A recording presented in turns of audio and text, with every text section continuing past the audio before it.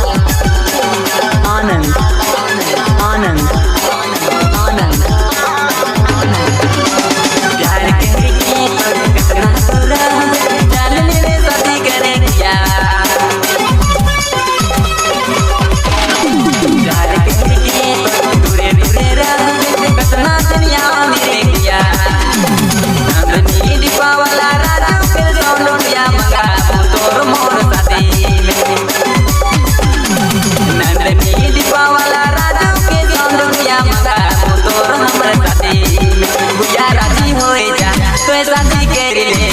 मंगा पूरा के सोन या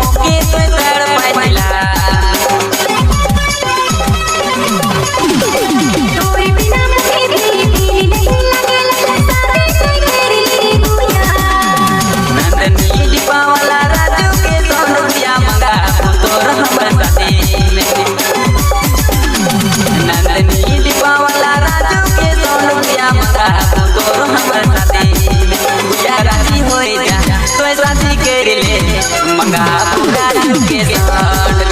या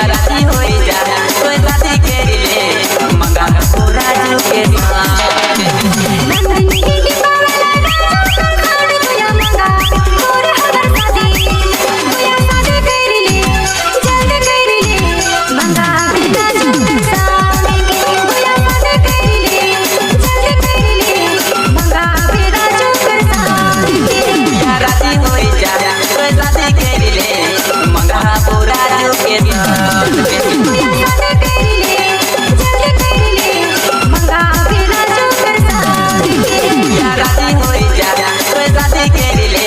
मंगा पूरा के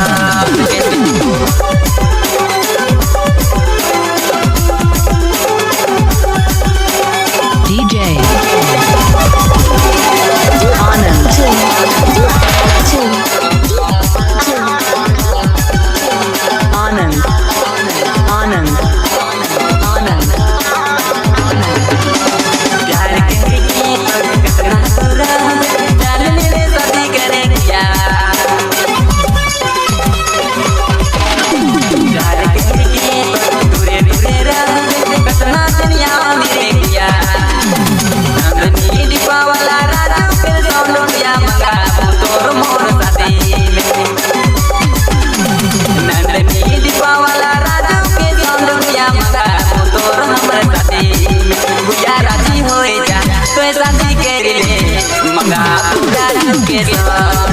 भैया राजी हो जा तो शादी कर ले